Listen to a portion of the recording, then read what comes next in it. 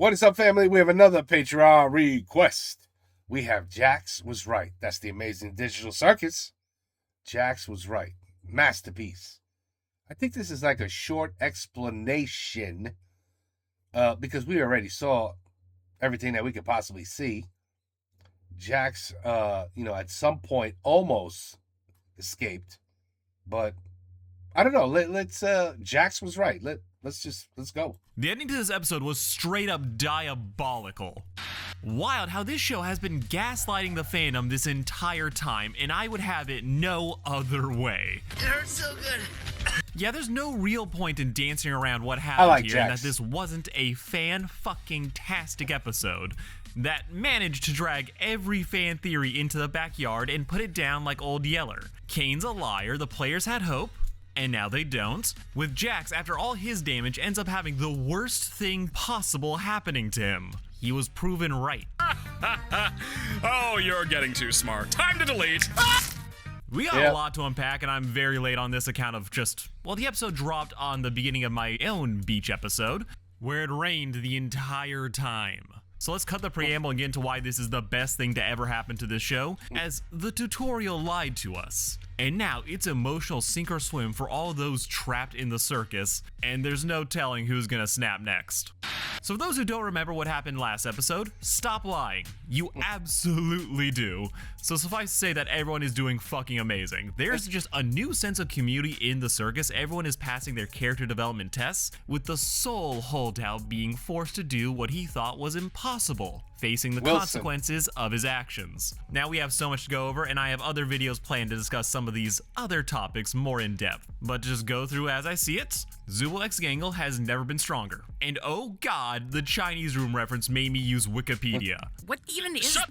You're only making the joke take longer. So at the start of the episode, Zooble is hiding, Gangle is holding. Caine fakes being gone only to show up and announce he has no real plans for today. He asks the Chinese room, which is basically the first of 3 times this show's stealth spoils its own conclusion. But we're all too uncultured to have understood it. I mean, unless you're a computer science grad, or spend way too much time on the web, which high chance given this fandom. But to summarize what's being referenced here, the Chinese room is basically a hypothetical about how the appearance of sentience in AI doesn't actually prove it. With the analogy going that if you lock a dude in a room who doesn't speak Chinese, give him a manual on how to respond to messages that are actually written in the language, then despite being able to carry on full conversations with those on the other side of the door, the person inside doesn't actually understand what's being said and what they're saying back. And that AI is very much the same. It may have the appearance of being sentient, but when you strip away all the bells, whistles, and seemingly personal touches, the AI still doesn't understand what it's saying or doing. That's true. Making this very niche cut a perfect reference to pull out as it's Caine. This is just 100% what Caine is going through. Yeah. Chinese room suggests that however well you program a computer, it doesn't understand Chinese, it only simulates that knowledge. Caine is an AI, ignoring the fan theories about how he's actually secretly a person. The only thing he gives besides adventures is not human vibes. The forever DM of the digital circus, Caine is basically designed to create all the gameplay for the players so that his creators could just sit back and collect checks. He's personable, wacky, but he always felt off on how he reacts with the rest of the cast, being incapable of truly grasping just the deep existential horror they are going through, and refusing to actually listen to their woes and their desires. Because fundamentally, he is a machine, hard-coded to create adventures and entertain the players, and he takes pride in that. It's his job, and he seeks validation from them, as that is what's probably been built into his programming. As we saw this with Gummyou, despite both being seemingly sentient, they still need a motivation to fulfill their purpose within the game.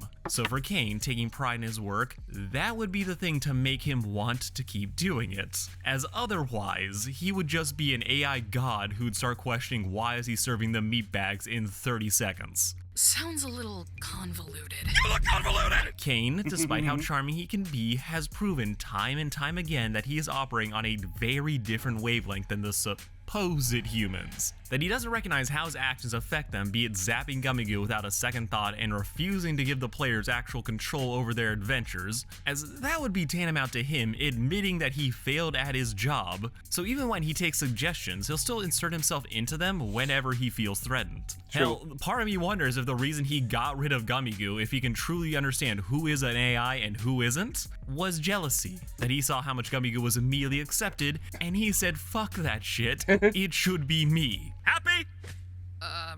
Not really. Caine may talk like a person, and he may also be a prisoner of the circus, but the subtext to all of his behavior paints him as being fundamentally a machine that struggles to truly empathize and understand his fellow captives, with the twist proving that Caine doesn't get it. You picked the good ending, where you realize you'd rather stay with me than...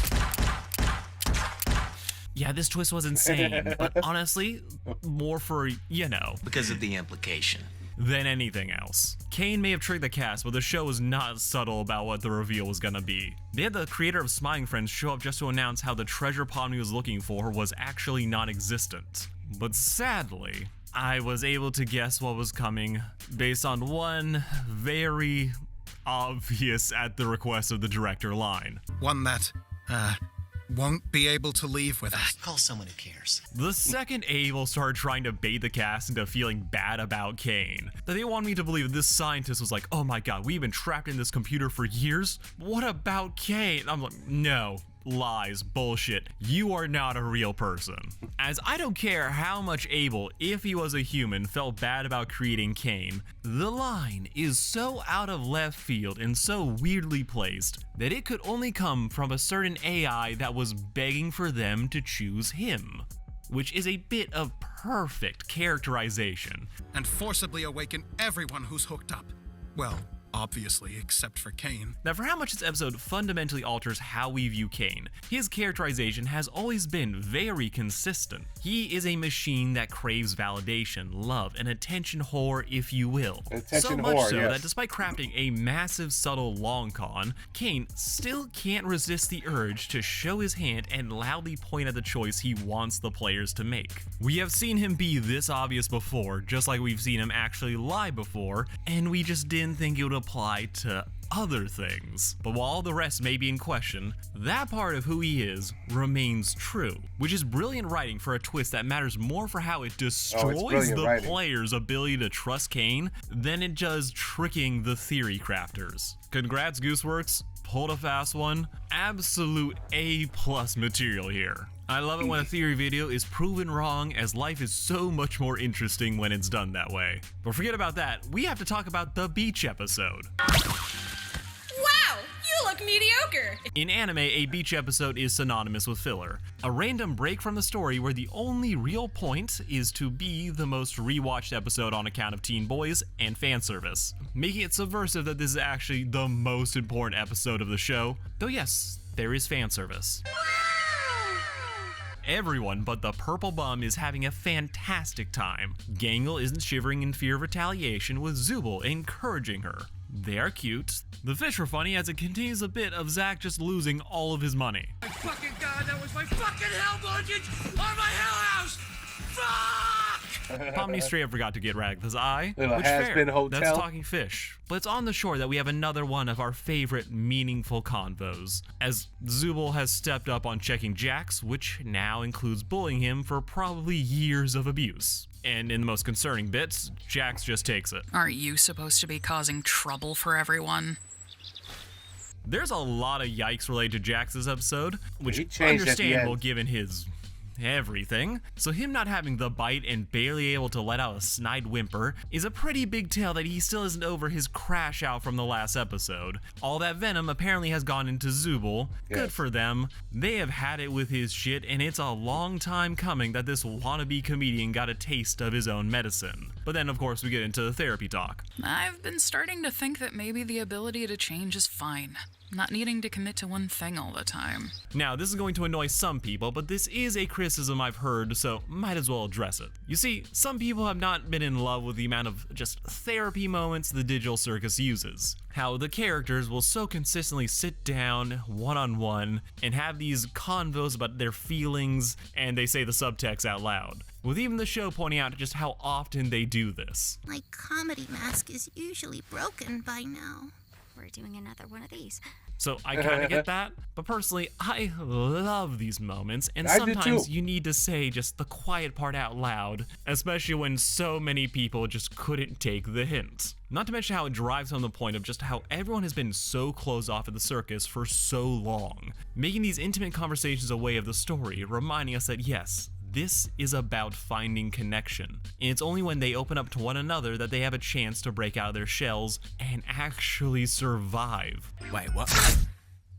Making all these sit-downs where there's not a lot going on extra important, as the idea of finding meaning in nothing that the show really King the Therapist. I mean, these were great episodes. wants to drive home, with there still being interesting subtle choices that we can look at and analyze. Like, it just had to have been an intentional choice to have Zubal's arm look just like Jax's for this, speaking to how they've been acting just like him to give Jax a taste of his own medicine, before delivering the very cogent and not on the nose lesson whatsoever about not needing to be just one thing. 'Cause I'm the funny one. I never even noticed that her arm was looking like Jax. Didn't even notice that. Wannabe Bugs Bunny doesn't push back, instead messed choosing up. to continue languishing in self-hate and pity, wandering off to his room where he gets naked. Jax was abstracting. Straight up, we can see it in his Straight eyes. up. The psychedelic psychotic break was him starting to turn Yep. into an abstraction, and wow, does this give us a lot to break down. Naturally, we gotta start with the obvious. Jax is a fat hypocrite. Bro really said he'd forget Pomni, yet here he is, with his wall covered in pictures of all the friends he's lost. Sure, he's turned them around so he can look at them, but you can't tell me he doesn't stare at these things every single time he pretends to fall asleep, torturing himself with a memory that he refuses to look at, which is a pretty good way of showing Jax's very flawed way of dealing with his grief. Despite claiming it doesn't matter, he is still obsessing over it, refusing to look at it even though it's basically what defines him the most. Jax claims nothing matters, but really he just wants to stop missing them, which won't happen because until he faces his feelings, they'll stay there festering, driving him to more and more desperate behavior till he does something he actually can't take back.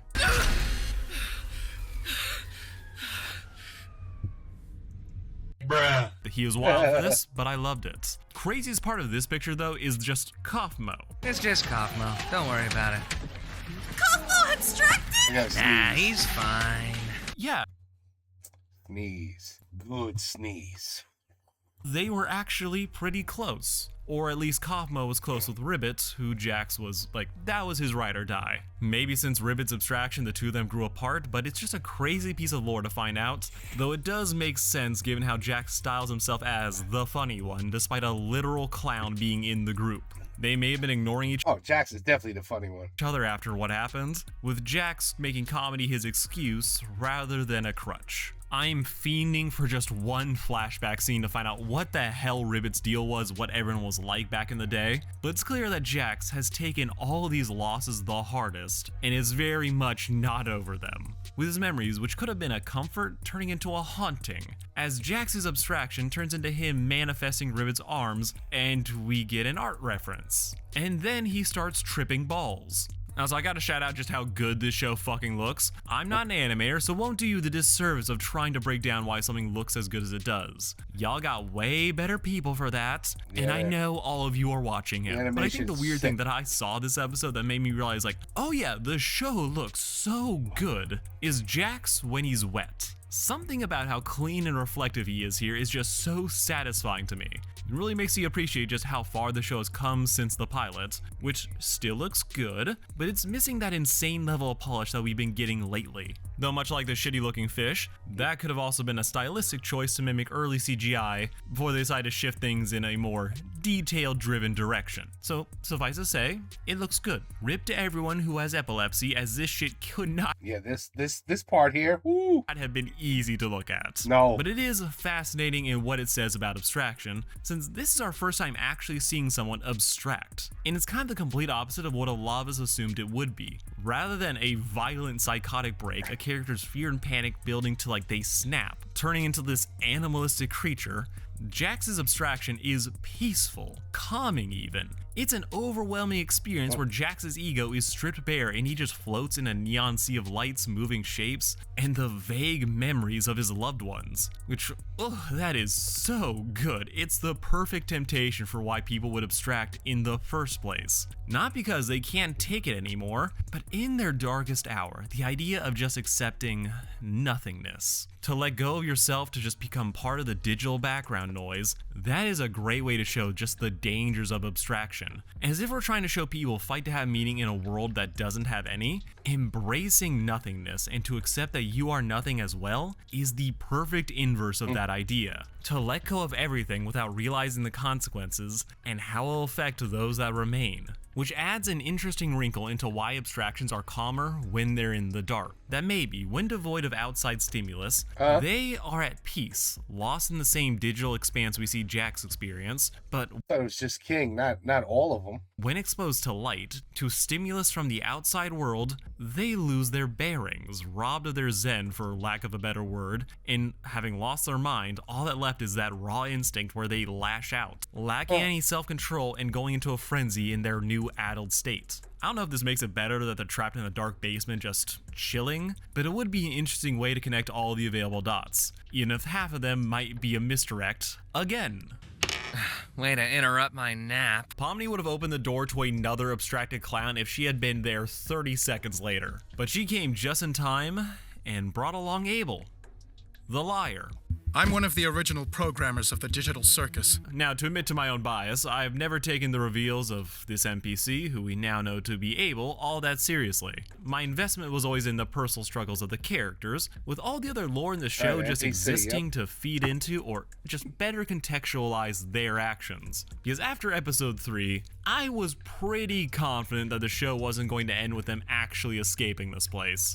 So for Abel to just pop up, start saying all the lore, connecting so many dots that lines up perfectly with a lot of popular fan theories, from everyone being trapped in stasis pods to the A and CNA standing for Caine and Abel, it all sounded too good to be true. So I was automatically suspicious of this fucker and this plotline. But even if I was for out of story reasons waiting for the twist, in story this is such a diabolical and fitting move by Caine. As even if the players weren't privy to all the information we as the audience are, the possibility that he's telling the truth would be impossible to resist. Despite everyone accepting that this is their life now, they cannot resist the chance to escape, as they have so little to lose and so much to gain by trusting this man, who lays out the extremely tempting and easy fantasy of him being one of the creators of the digital circus, trapped inside it, evil corporation, the possibility of getting out, and Kinger backstory. Abel is basically everything that the fans have been clamoring for based on the information that we had. That Kinger is this uber important figure to the origins of the circus, all the CNA and office imagery,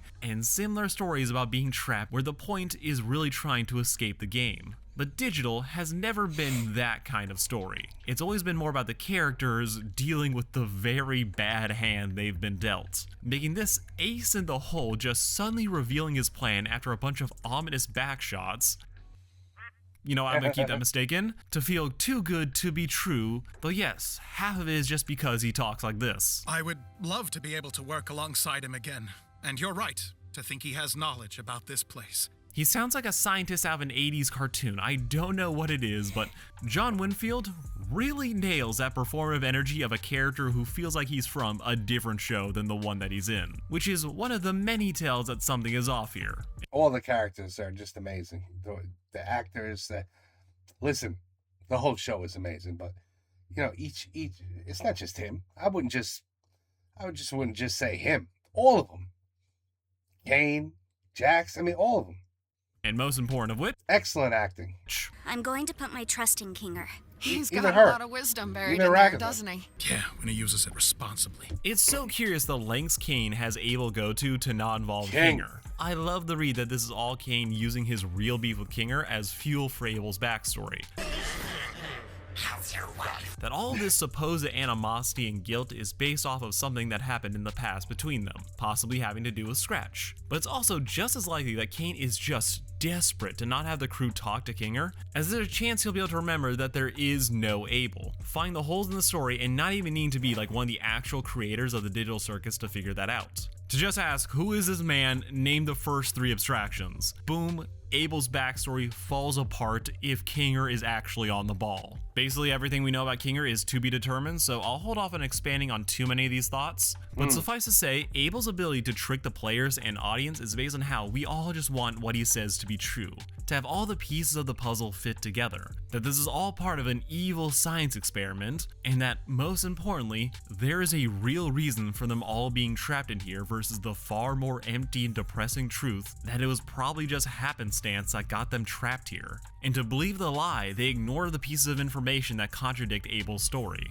Nobody here remembers being thrown into an evil machine by a corporation. Palmier just remembers putting on some kind of headsets. Abel and Caine are feeding them lies, and for the most part, they want to go along with it, as what other choice do they have? And they don't think about some of the darker implications of what's been happening to them. Well, think about this. Jax is able to just call and summon Caine, but in episode 1, when we know he's not paying attention, calling his name doesn't do anything, which hints at how he's been here the whole time, waiting to show up right on cue. I may have the ability to add temporary modifiers to make adventures more interesting, but that's it. Personally, I think part of the reason Caine doesn't want to admit like how much control he actually has That was a great part. over the players is just the fact that he doesn't want them to be scared of him. He wants to be their friend. He wants their approval. And him admitting that, Definitely oh yeah, I approval. can control your minds and actions is something that he may have learned best not to do, as it causes them to be scared. He may not get a lot of things about humans and how they react to certain stimulus, but I think his pattern recognition is enough that he's able to recognize, ooh, that was a mistake in the past at some point. And for some things, the players are better off being kept in the dark. And now for something completely different. I kind of think that the players are all AI. That when they put on the headset, it doesn't trap you into the game, it creates a copy of your mind, and the person just walked off thinking like, oh, nothing happened, unaware that part of them is now trapped inside a fucking video game. Meaning that they have nothing to escape to, and making them finding ways to I don't think they're all NPCs. I don't know if I agree with that. You guys think they're all NPCs? still be okay, hit all the harder. Congratulations, my little cattywampus cucumbers! Now, we can't really talk about the fake breakout without addressing the elephant in the room that so much of what Caine has said is bullshit, and that Caine has been planning this for a while. But the real thing that makes all this interesting isn't that we got tricked, is that from this point onward, it is impossible for the players to ever trust Caine again. Well, That's a weird thing to say Yeah. and want. One of my favorite tricks in media is when a story will present information early on that we just accept to be true, and it's used as the basis for our understanding of the world and story, only for us to later find out that the initial premise was a lie. The bedrock of the story was a rug, and it just got pulled out from underneath us. And the reason that this is so effective is that we realize in hindsight just how all the signs were there, as we would all just assume that in the beginning of a story, in a tutorial, that wouldn't be the case. I assure you, there is no magical exit door. The intro to the Digital Circus is one where the player is just told, you have been screwed. But they can find solace in the idea that they're trapped here, they've lost their name, they can't swear, but hey, at least your mind is still your own. I'd be screwed if I couldn't swear. It's part of my English language. Caine may be wacky in a machine, but at least he's sincere and genuine, only for this episode to reveal that this wasn't entirely true. He deceived the players about the actual limits of his powers, concocted an insane plan that emotionally destroyed the people whose approval he claims to want, and from this point on, it's going to be extremely hard for them to ever trust him again. Yes. This adventure shows how even if Caine is not malicious, his inability to understand the players means he's capable of devastating them unintentionally. I was gonna This say, unintentionally. robot dangled the hope hope of escape right in front of them, and is then shocked why they would be mad at him for this. He doesn't get it. He just doesn't get how much they are suffering, even though he is also suffering from being in here, and he just doesn't fully understand it. And for the players, it's even worse, as Jax realizes Caine can control their behavior, making them drunk, or in Jax's case a vegetarian, meaning they can no longer trust that their thoughts are their own,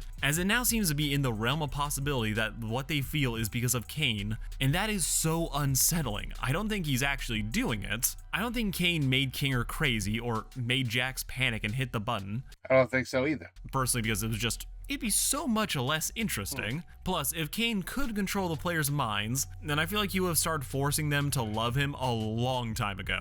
But that's just from my POV. From the players, fuck these talking dentures. Suddenly, everything they thought they knew about him is wrong. They can't trust anything he does or say anymore, as if he can fake this, nothing is off the table. There's no certainty that Caine will treat them fairly or that it's not set up for some other bait and switch. Caine has potentially undermined every character's self-identity, possibly triggering a mass character regression as they start to feel like nothing they do actually matters again. Everything he's done must now be taken with a grain of salt, where even if it's just for the audience, we have reason now to doubt everything. Is CNA like a real thing that he used for inspiration? Is he actually obsessed with the outside world? Are these glitches real or just part of a ruse he has been planning for a long time? No, I don't think those glitches are, I think the glitches are real is what I'm saying. Oh, I gotta sneeze again. This is terrible. Oh, it sucks being sick. Why, even if you guess the twist from a mile away, it's still devastating, as for the characters, their mental state, and where they go next, it's catastrophic. Especially for Jax. I was right! I've talked so much about Jax, you know it, I know it. How his nihilistic view of the world and how he treats others is a product of him trying to regain a sense of control over his life. As he truly said, if I feel powerless, well okay, but at least I have power over the others. And this distracts him from his crushing loneliness. So for him, this episode, to go from nearly abstracting to dragging himself around to help the crew, because Pomni, only to find out that Caine is a liar, it's the worst kind of validation. But yeah, he may not have been right about them all being archetypes, but the idea that nothing matters, that they really are just pawns of an idiot god, he may as well take this as proof that he was right in not caring about anything. As if Caine can just fuck with them, why should they get invested in anything? Not to mention we discover that Jax has a life that he isn't very keen to getting back to. So the prevailing theory here is that Jax killed a little girl. Full hit and run with his fear of going back to face his Oh shit, I missed that. I totally missed that. Killed a little girl. There were hints about him killing a little girl? That's messed up. I don't recall. Full hit and run with his fear of going back to face his the consequences, adding a dark irony to how his room looks like a little girl's because pink. God forbid a dude have that be their favorite color. I think this idea of what he possibly did, interesting. Mainly for the fact that Jax does have a thing with cars. We saw him with that weird expression when he saw his car and license plates. He's also very excited to drive it around like Mad Max style, only to make Gangle do it instead, which does create a very subtle connection between Jax and automobiles, but it's hard to say just what the truth is here, as we have been lied to so much. I'm holding out till we get one more episode before giving some stronger theories, because for all we know, Jax didn't hit anybody. Maybe he was just running away from home. The fact that there is a warning sign for kids does oh, maybe there's something really dark and dramatic here. But given how the flashbacks start with that, and then it goes to a dark woodland road, I do think it's all very still up in the air. With him being in such a panic at the memory of this that he hits the button, and is surprised that he actually did it. Which he does then go on to say that he thinks Caine is messing with his mind, which honestly, did not think Jax could find a worse coping mechanism. But blaming all of his behavior on Caine, that would be the true worst option. Though I am curious if Jax's unknown effect for when he holds his breath might be a factor here. We haven't actually seen what happens to him, and since anything is really on the table, and he was hyperventilating here, meaning he couldn't breathe, maybe him hallucinating the real world? Maybe that's what happens when he holds his breath, with him always being in such a panic state that he doesn't realize, with all these flashes being just perfectly designed to make people jump to their own favorite creepypasta theories, as yeah, he could be in a coma, but we don't know. Though the winter orb Jax was staring at is definitely where Ribbit abstracted. And if you listen closely, I think I can hear a "what have you done" being said, which could be part of how Jax blames himself for what happened to Ribbit and thinks everyone else does too. Scratch. The first abstraction. Hey!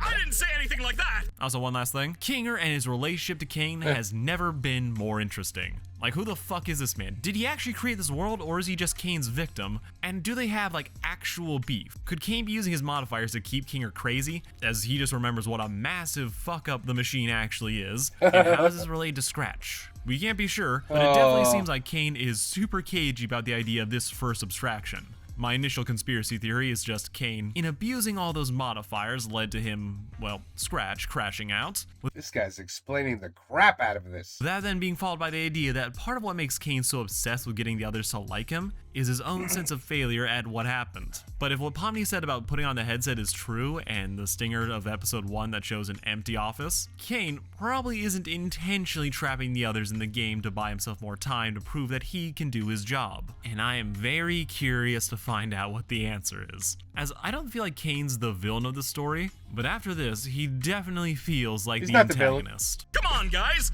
You know I'm just here to have fun. I don't think he's a villain. We are definitely poised for a lore dump soon, and I am fiending for it. Both for Ribbit, for Kinger, but I'm also sure we won't be getting all the answers to our questions, as not every question in a story needs to be answered.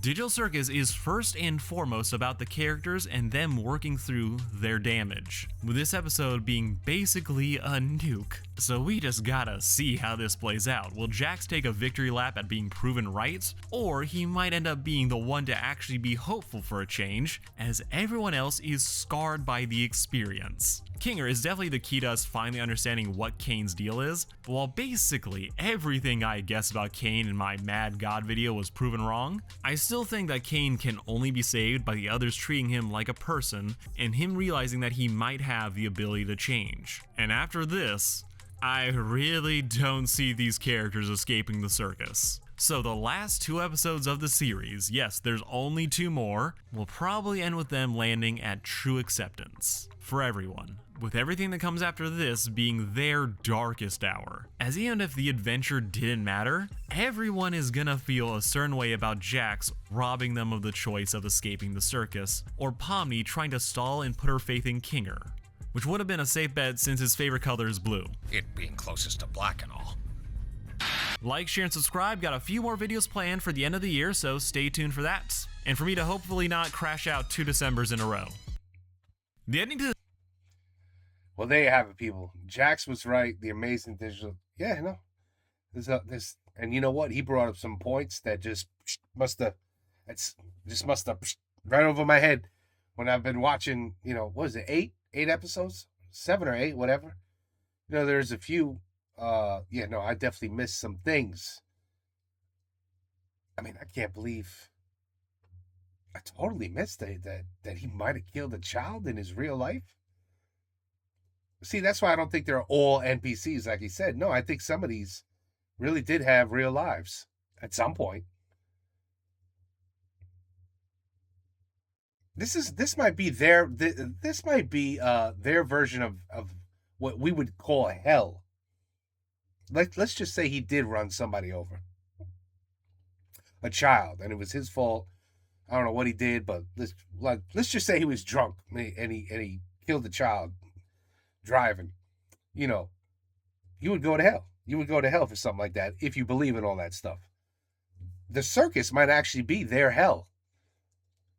I don't know. There's so many. This show makes you think so much. And it makes you guess so much. And then I guess, like this guy said, at the end of the day, you could be wrong about so many things. And you won't know till like 2 or 3 episodes down the road where you're like, damn, got that all wrong. But anyway, Jax, one of my favorites. He is. I've said that before. He's one of my favorite characters. I guess, we just got to wait. I think there's another Patreon request, or the same Patreon requested something to this effect. I have to go check it out. Might even actually do it next. But maybe not tonight because I'm starting to, man, I don't know what I got, but my eyes get really heavy with this head cold that I have. It sucks. It really does suck. Thank God, no sore throat, no coughing, but a lot of runny nose, stuffy head. I feel like shit. I'm sure you can hear in my voice that I'm just not all here yet. And it might be at least 3-4 more days, which is terrible. But anyway, we'll see where this takes us, people. And we'll see when the new episodes come out. It's going to be wild. Take care. Peace out. Have a good night.